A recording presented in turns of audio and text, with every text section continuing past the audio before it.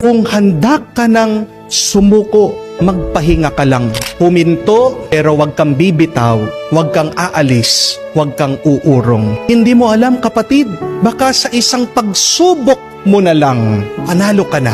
Ang sabi nga, some closed doors are not locked. You just need to push them. Kala mo nakasara ang pintuan? Kala mo sinasabi sa'yo, hindi. Pero hindi mo pa naman sinubukan na itulak ito. Kung susubukan mo lang, kung gagawin mo lang, kung didiretso ka, hindi pala nakakandado. Oo, sarado, pero kailangan mo lang itulak ito.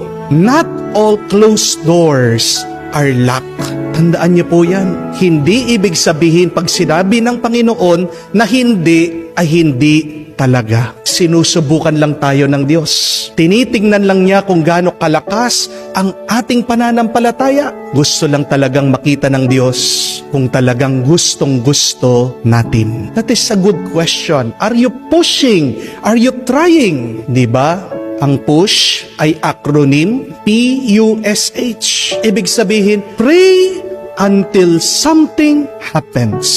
Do you keep on praying? Do you keep on trusting the Lord? Tandaan niyo po, walang nananalo na sumuko.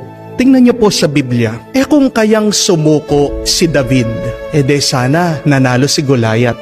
Kung sumuko kaya itong si Jose na pinagbili ng kanya mga kapatid, de sana nakakulong pa rin siya doon sa kulungan. Hindi siya naging kanan kamay ng paraon, ng Pharaoh. Kung sumuko si David, hindi siya naging hari. Amen? Kung sumuko itong babae, itong nanay na kung saan nakikiusap na paalisin ng Panginoon ang demonyo na sumapi sa kanyang anak, sana hindi gumaling yung kanyang minamahal. Ang kapatid, pagpasuko ka na, sabihin mo lang sa iyong sarili, one more try. One more try. One more try. Pag nasisiraan ka na ng loob, sabihin mo sa sarili mo, sige pa, sige pa, sige pa. Pag parang ayaw mo na, sabihin mo, push, push, push. Pray, pray, pray.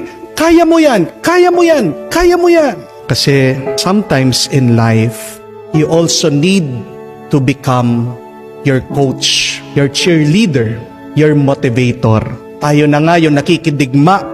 Tayo na nga yung nakikilaban, tayo na nga yung nakikipagsapalaran. Pero pag wala sa labas na nagpapalakas sa iyo, nagtutulak sa iyo, sa loob din natin ang banal na Espiritu. Remember that, my dear friends?